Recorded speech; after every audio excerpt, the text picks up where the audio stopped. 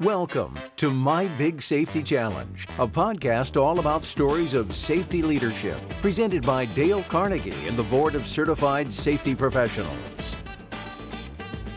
John, one of the great things about doing these podcasts is we are able to talk to a variety of different people from across the country, around the world, who have lived and had experiences in working with people and working with safety. And it is an education in itself to be able to talk with these folks.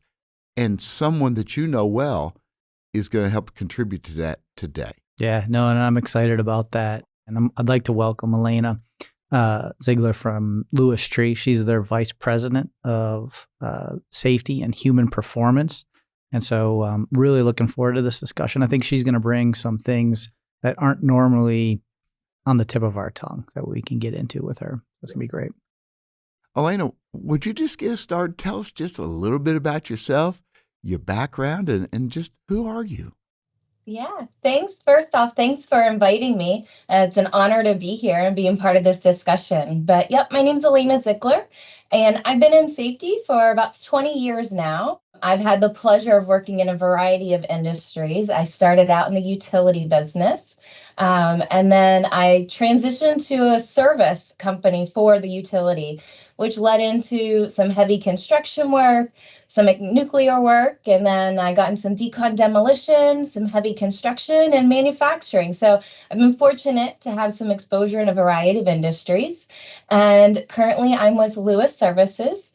We are a vegetation management company, and we help utilities maintain their distribution and transmission lines, as well as doing some other things around some solar fields maintaining and some other fun, exciting things with climbing in trees. It's been a world of fun since I've been with Lewis. I'm from originally Southwest Pennsylvania, and now I'm in Toledo, Ohio. Now, you probably need to educate at least me a little bit. Vegetation management. Could you just tell us a little bit what that is? Yeah, we are tree artists, as I like to say in the simplest form. But what we do is we have professionals out in the field, and Lewis services pretty much the eastern part of the United States and a few others. We're in about 31 states. And we go out with for our utility partners. And when you're driving down the road and you see distribution lines and you have trees that look like donuts, that's us. Our professionals go up in trucks, in bucket trucks, as well as climbing. They climb up in the trees, and we are maintaining that perimeter around those utility and transmission lines so that when there's storms, hopefully people's power doesn't go out due to some of that trees and branches and such coming down on the lines.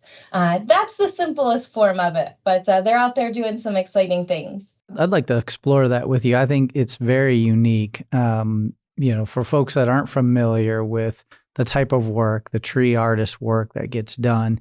It's very dynamic. And so there's a lot of folks listening to the podcast. And as we look at the workforce and the shift in workforce and more contractor spend and maybe some temporary worker spend, and, talk to me a little bit about, coming from a utility background and, for the purpose of the listeners, many of the folks are tenured in this space.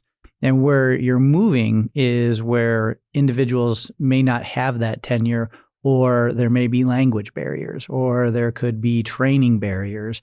And so you don't have the fortune of 10 years of training under your belt as you're approaching these jobs. You might have 10 minutes of training. And so talk a little bit about that transition and how you've kind of approached that in this role that you have today.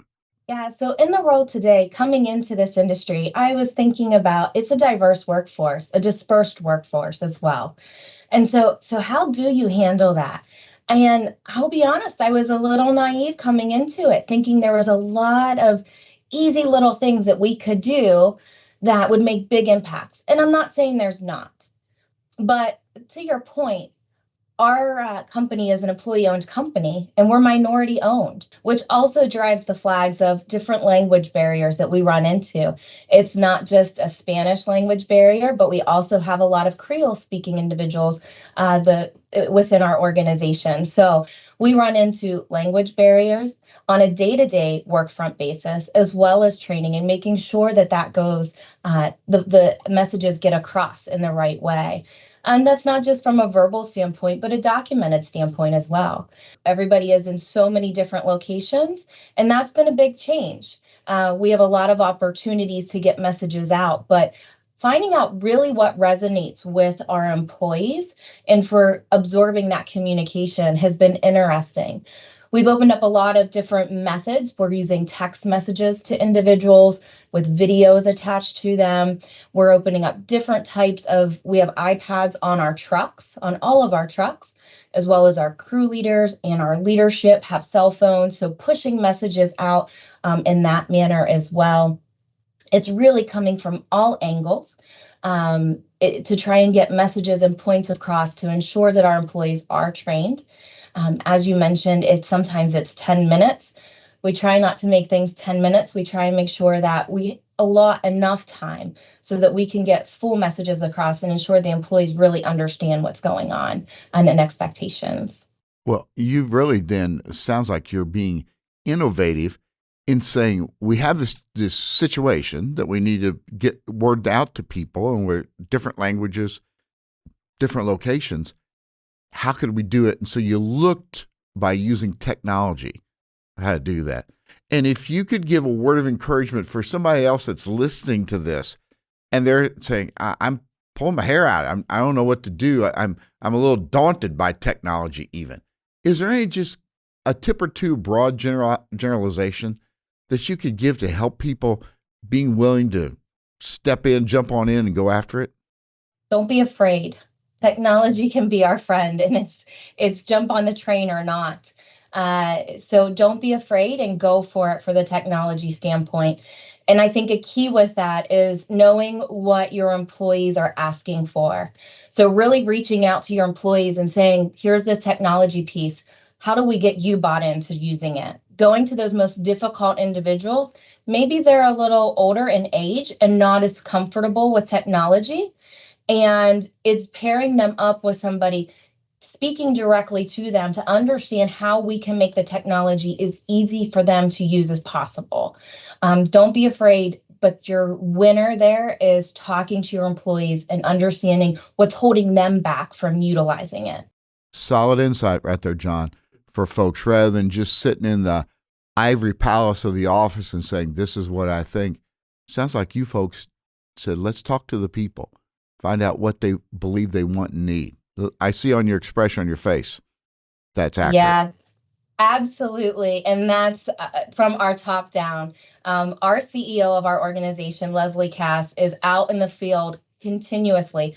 I've not met somebody in my career with her position that is out speaking to our ground workers as much as she is, and driving those conversations and bringing back, here's what they're saying, what are we going to do about it? So I've been so fortunate to be able to work for Leslie within her organization, and to not just partner with her, but learn from her as well. But it is top down. It's understanding what our employees in the field are asking and needing for us to be successful. Yeah, and so what I would say is, as we think about that, I think one of the things that you and I kind of are lined up on is this idea of taking the time to understand the why. So why are we having this result A? Why are we having result B? Why is the technology working? Why is it not working? And so as you are exploring that, and having a supportive CEO is a big deal. Talk a little bit about understanding the why and how that might frame or cultivate your approach. Going into a new project, whether it's technology, it's a new training opportunity, understanding what our employees are asking for is we're going to have the buy-in with it. The safety organization at Lewis right now is a growing organization. And that's one of the messages that we're pushing completely across the safety organization and our company, is understanding that why.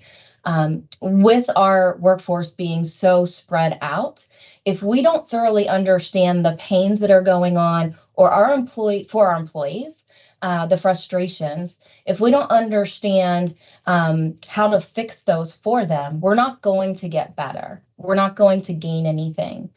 So many times when we're out in the field or when there's an unfortunate incident and you start talking to the individuals involved and you ask them, if you just went up and asked to them, why did you decide to make that decision? Why did you turn right when you should have turned left? You're cutting off that communication and that learning opportunity.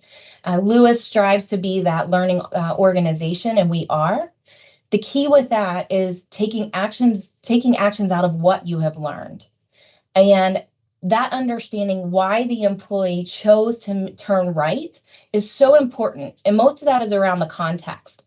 A lot of times we don't look at the context around situations, whether it's why the person is frustrated with the iPad. We have all these great tools for you. Why are you not using it? And then understanding the context around it. Maybe they're new and no one's told them how to get into the application. Maybe they've been here, but they were off for the holiday and they can't get their password reset. So if we're coming to them and saying, why haven't you done some of your computer-based training? Well, the context isn't that they've just blown it off. There's some understanding of why they didn't do it. And it's because we couldn't get a password changed for them in a sensible amount of time. So whether it's that or understanding that we may have set up the employee we force them to make that wrong decision, it is so important for multiple reasons, not for the immediate, but also the longevity of a safety culture within a company. If you can't get employees buy-in, if they don't understand the why, and if they feel that you're not taking their frustrations and they mean something, then you're not going to have their buy-in for anything. You have been putting into practice some principles from Dale Carnegie's book of How to Win Friends and Influence People, and probably didn't even realize it. But one of them that you were putting into practice is show respect for the other person's opinion.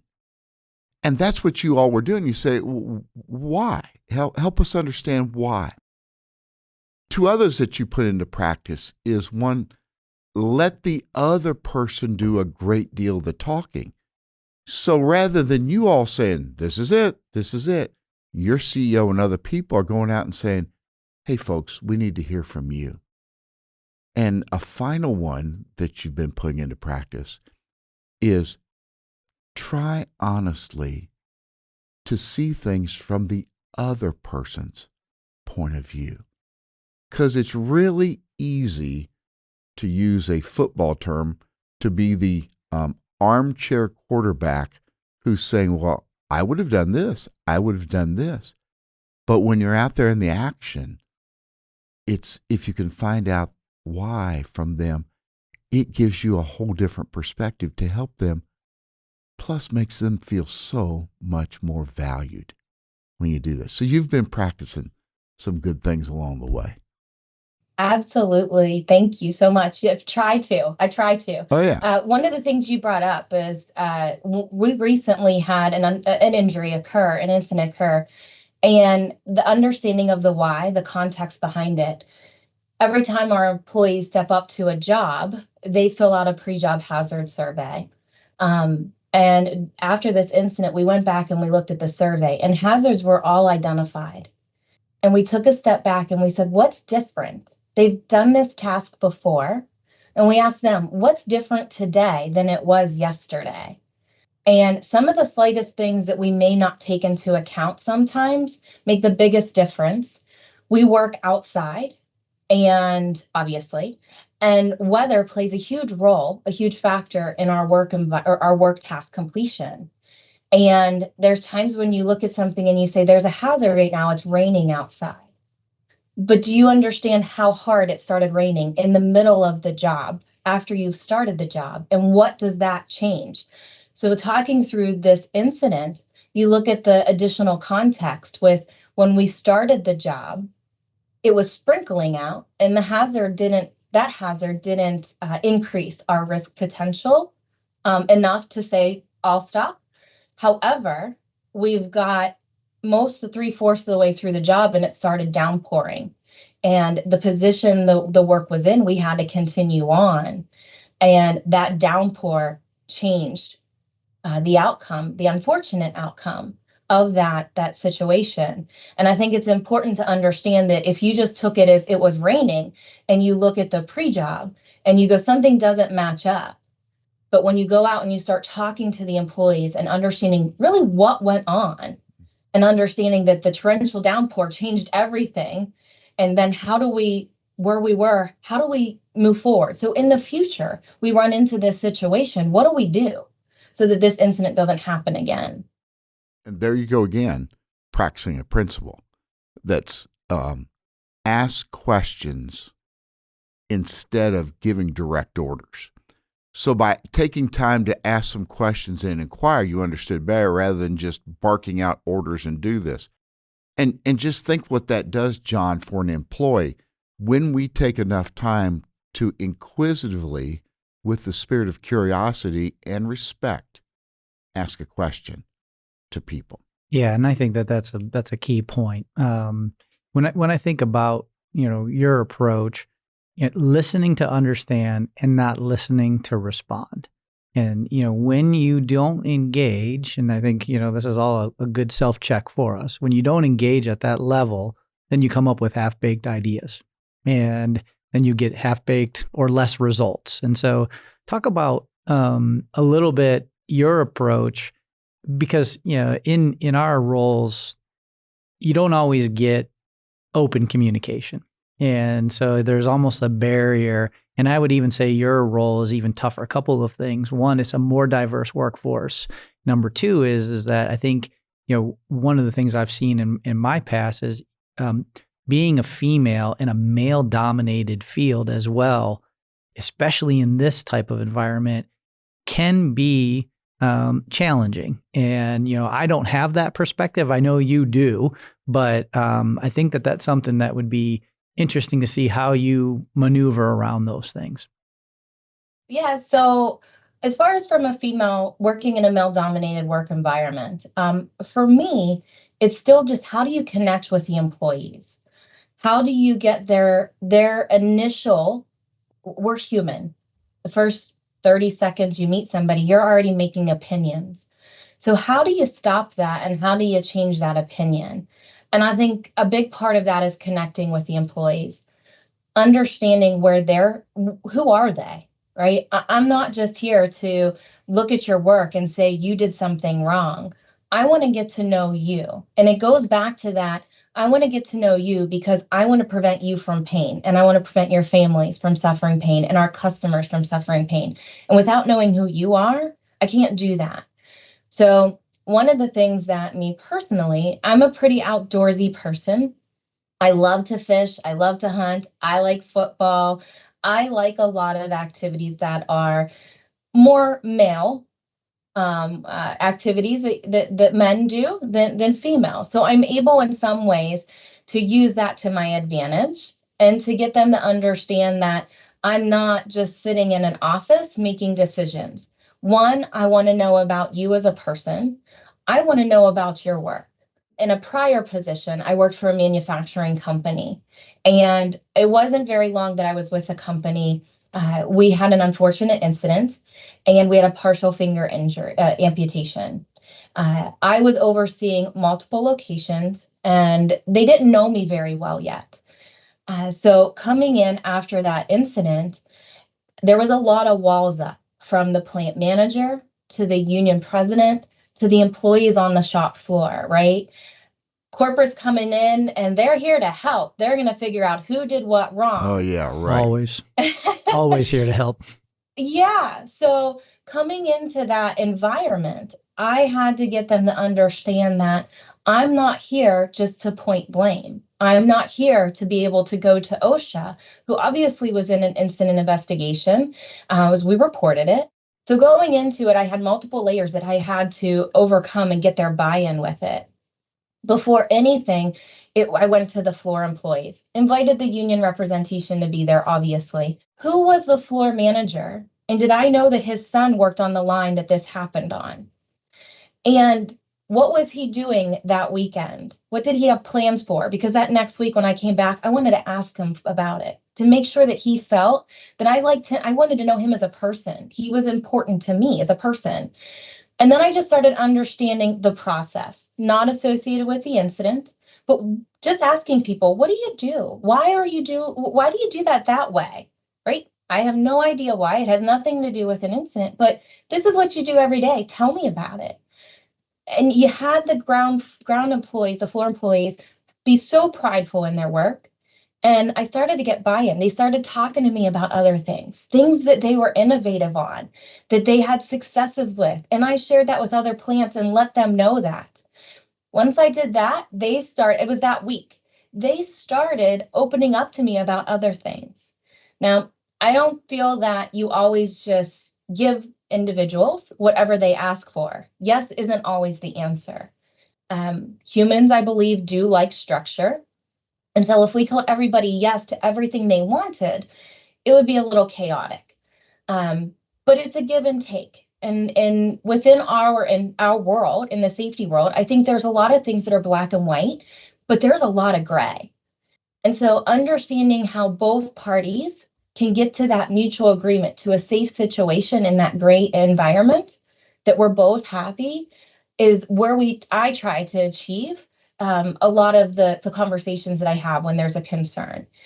And so started working with the union leadership on the incident and letting them know that I'm going to have to ask some hard questions.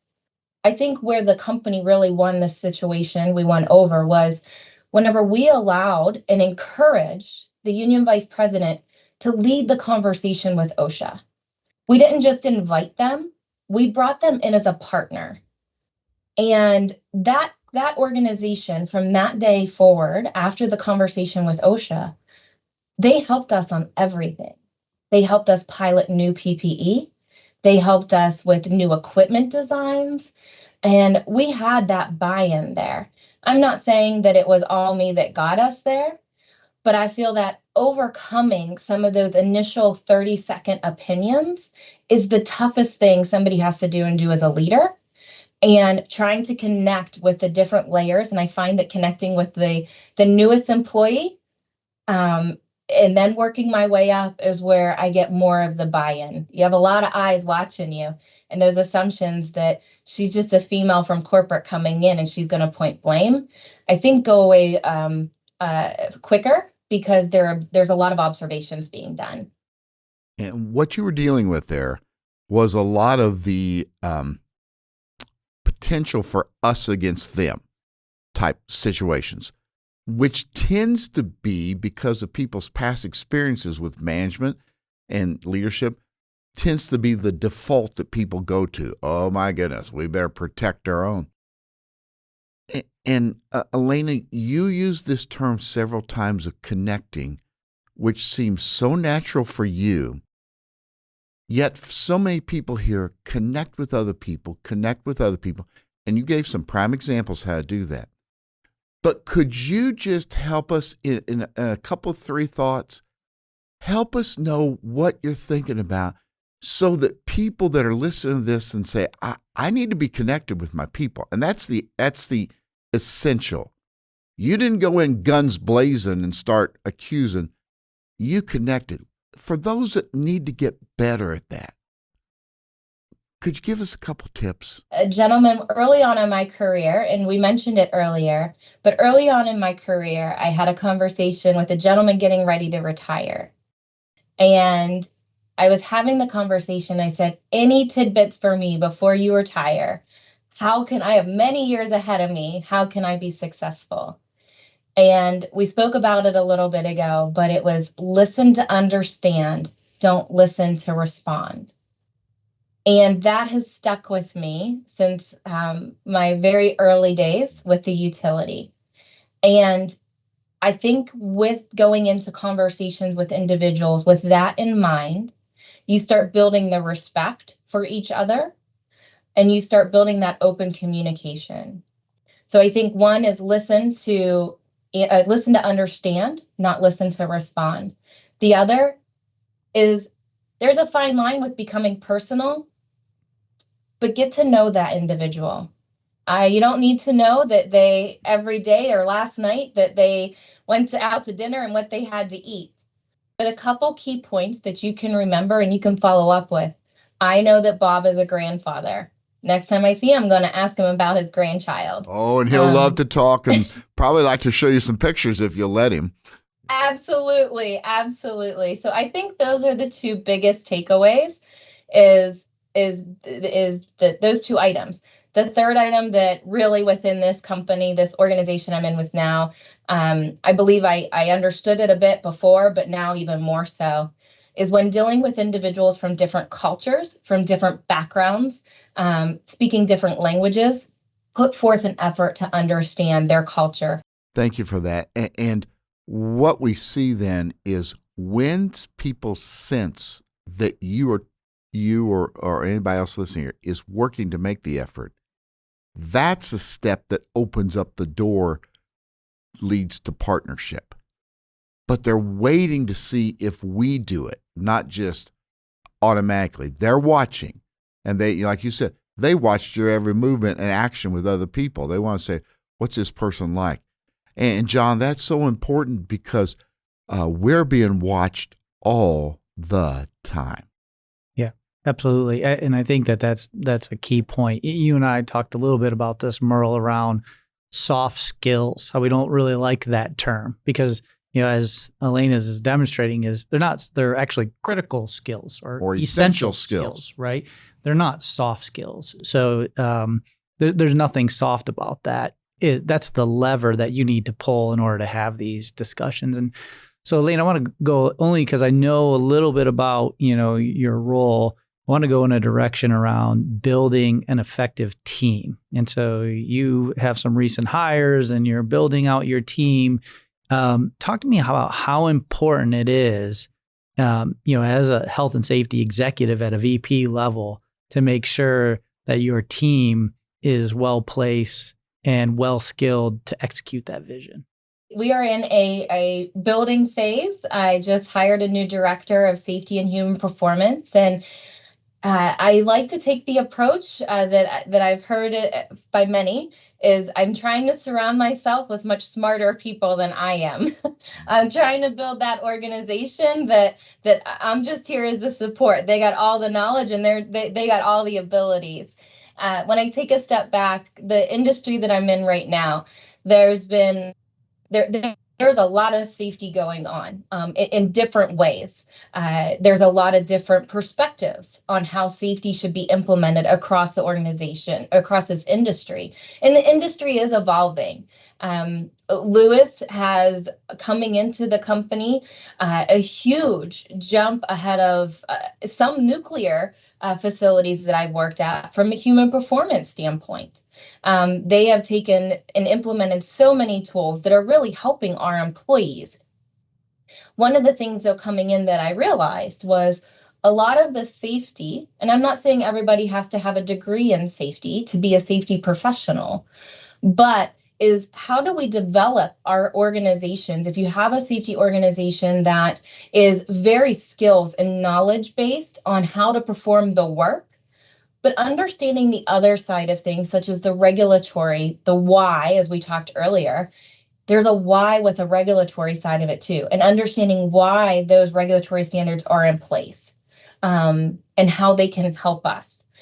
So right now, we are growing our safety organization within Lewis and we focused this past year and continuing to focus on development of the safety organization we have in place right now. We have about 30 safety specialists out in the field across our work geographic area. And with them is the continuous development of them. I've been very excited since coming into Lewis. They're very supportive of this, not just within the safety organization, but as a company.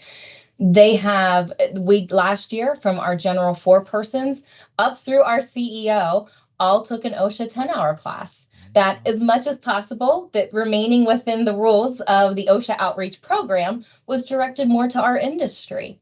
But who can go out there? There's not many CEOs that are willing to participate in that, or COOs and presidents and our RVPs. Our safety organization, some of them had an OSHA 30. We brought everybody together and refreshed or provided that. It's just that first step to say, here's where we're building and growing. What a intriguing message that is sent and ripples down to the people throughout your organization. This organization cares and wants me to be better. This organization is willing to invest time and dollars in me. That speaks louder than we care. It's in action. There was another statement that you said a bit earlier there, back to it. We're going to go back to a principle where you talked about the regulations, and you tried to say, rather than being mumbling, grumbling, and complaining like, you said, but wait a minute, what's behind this regulation? What's the why? And one of the principles of Carnegie, do not criticize, condemn, or complain. And you all took that a different mindset. Rather than grumbling about the regulation, well, wait a minute, why is it there? How could it benefit if we work on it? And that is so important as people watch your leaders.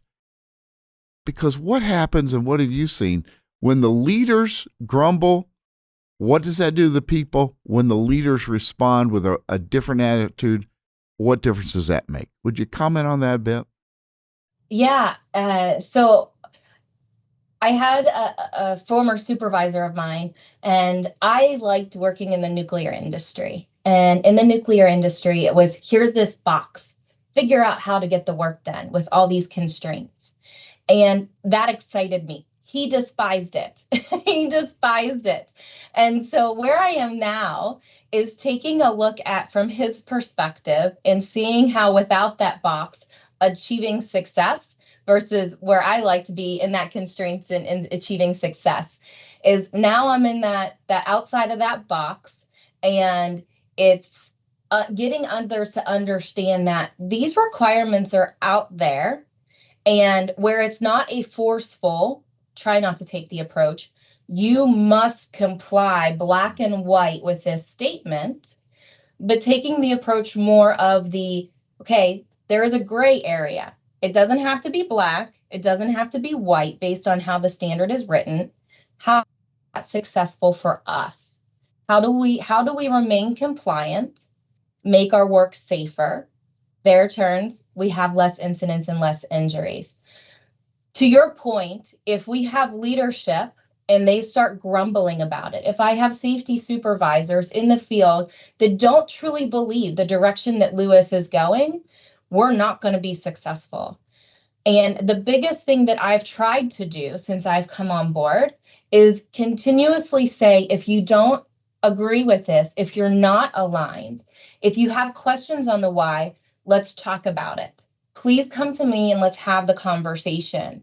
Because once we get out in the field, obviously, if my safety group is not aligned and they're boo-hooing on regulatory standards, ANSI requirements, whatever they might be, we're not going to have success. And that goes the same with operations. I also try and push that operations has to drive a lot of the safety expectations. They're the ones who pay the paychecks of the guys out and climbing our trees. If it's important to our safety leadership out there, it's going to be important for them. If they're out reviewing pre-jobs that our crews have completed and there's area for improvement, then they need to say there's an area for improvement, because those crews then know it's important and it's going to be important for them. They're going to understand and learn the why. If their direct supervisor, their direct leader is talking to them about, hey, you missed this, you could mitigate this hazard a better way, that's going to resonate with that employee, and they're going to look for that in the future. But if I have a leader who's out there and they see something wrong and they turn and walk the other way, they just told those employees it was okay. It was okay to violate that rule, that requirement, that standard that's in place to protect them. And we can't do that. We have to, what we say is important needs to be important all the time. Because what you permit, you're promoting, correct? And Alaina, you are helping to remind all of us and everybody that's listening, there are so many little and subtle things that either promote or drag down the safety direction and the culture. And we always, it's the big things, the big things. It's usually the subtle things that people are watching that are making such a massive difference. Yeah. And I think for me, what I take from that is openness generates solutions. And as you think about how you approach that and the ops engagement, so we talked a little bit about that rocket fuel. So there's a lot of people listening saying, man, I wish I had that CEO rocket fuel, have that passion, because I don't know if my leader is in that same spot. But what I'd be curious to is around, sometimes that cascading rocket fuel dilutes as it moves down the chain, right? And so it may not be as intense as it is in the top as it makes its way through an organization. And when you think about what you just mentioned around ops, how does your approach to ops maintain that rocket fuel? That's such a good point. We have this conversation quite often as we play telephone with messages. As kids, we played telephone. I think we were on here. We're at an age we didn't have cell phones at the very young age, so we played telephone. I said one thing, and how did it end up at the end of the line? And we have this conversation with our leadership quite often, and it's that validate, trust but verify what is going on at the ground level.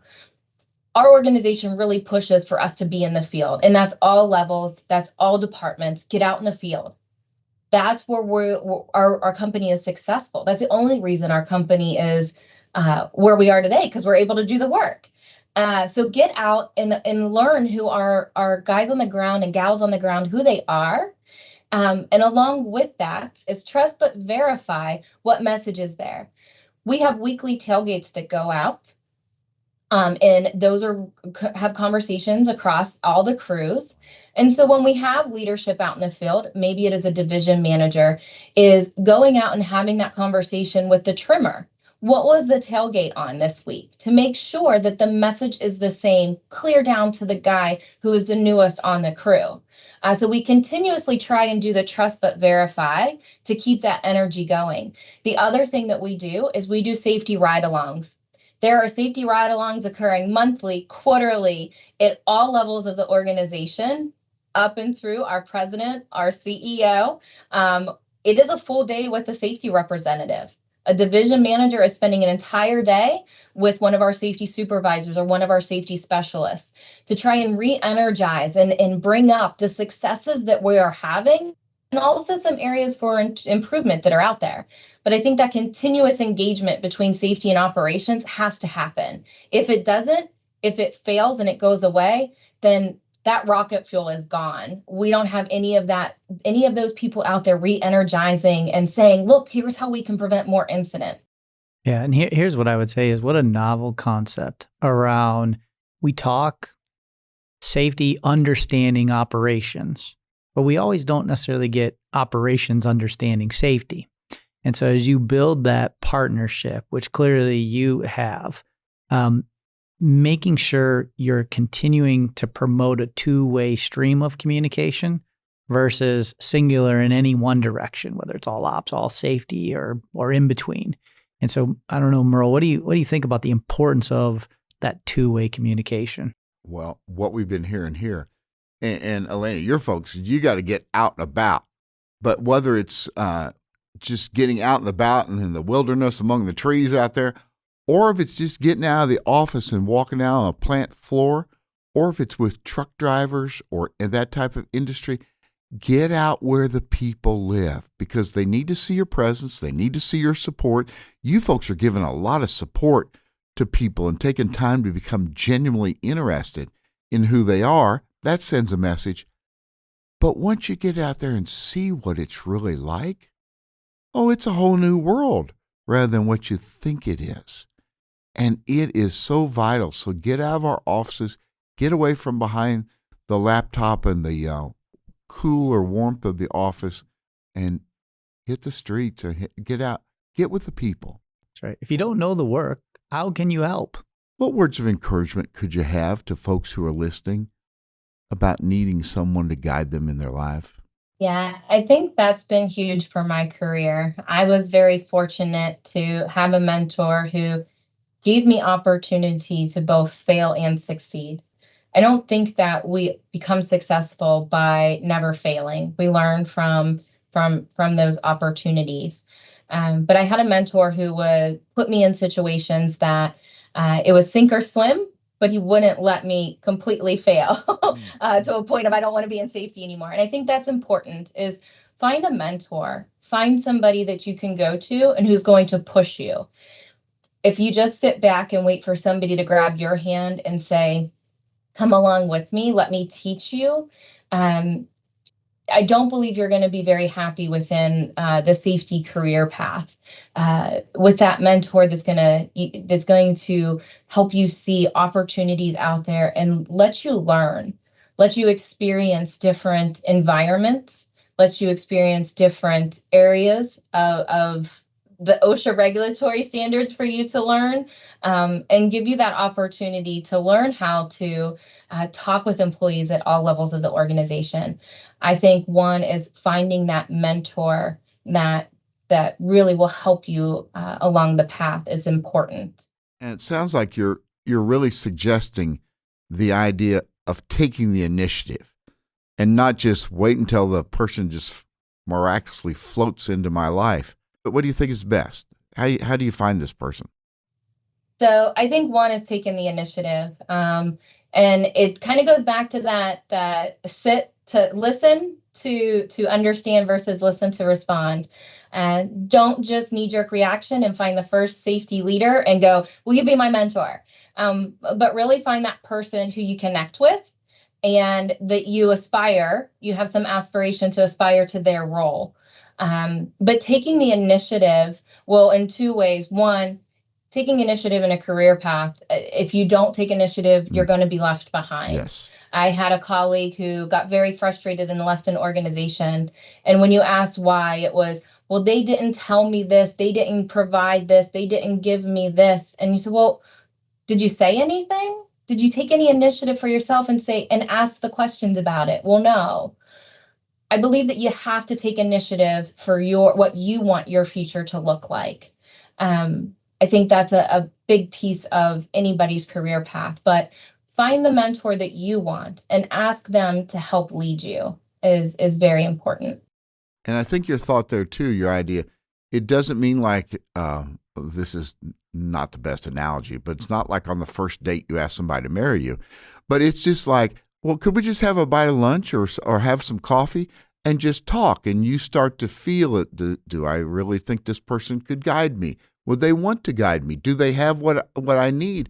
And maybe you do that for a time or two, and then you work to make it a bit more formal, but don't feel like you've got to do it immediately type thing. Yeah, and I think it takes a couple of shapes. No, I was just going to say, as I'm listening to you, I think about one ahead, one behind, which is, you're learning, but you're also teaching, and you have a very clear passion around this. And so you are seeking to learn, but I've also heard how you continue to teach. And I think it seems like that's been very effective for you. I want to flip it to also us on the call and others who are in those safety leaderships a little further along in their career is don't be blind for the ones that are taking initiative. So when you see someone taking initiative, maybe say, hey, do you want to have lunch? Yeah. So I think it's on both sides is being aware of who you have around you, and being aware of who are those that are taking initiatives. I worked with a gentleman a couple years back, and he was new and into the safety field, and there was just something about him. He had a spark, he had an energy, and he's got a long way to go, but my goodness, I was so excited to work with him. And so I just put that out there also for us who are in those positions. When you see a spark with somebody, when you see somebody trying to take initiative, what you permit, you promote. Don't just turn around and walk away, but take that and put that rocket fuel for that person's career and try and help them as well, I think. Now, Alaina, you've been safety pro for over 20 years. what do you do to help you keep sharp, to keep that spark within you and not to just, oh, I know it, and get stale? I fear sometimes that people that have been in the role get kind of worn down, beat down a little bit, and they need to be able to keep being renewed, to keep going forward. What thoughts could you give us on that? Yeah, I think one is conferences. It's hard to step away from work, but going and hearing speakers, and you don't have to go to a conference, you don't have to go to a large conference, but going to your local ASSP chapter meetings, you can go to one of the national conferences or a state safety congress meeting, and hearing others talk about it. When any of us are up there speaking, if we get that opportunity, there's a spark in there. And I think that energizes new ideas and opportunities for those individuals who are in the crowd and listening. So going to those, I think, are very important. And there's networking. I think that continuously building your network within the field that you're in is important. I think that you're always able to learn from each other, and you hear different things that they're doing in different industries and go, well, why can't I bring that to here? Coming to the vegetation management company with Lewis, it was some people were hesitant. She doesn't work in this industry. She's never worked in industry. What does she know about climbing? Well, I didn't know a lot about climbing, but I knew quite a bit about fall protection.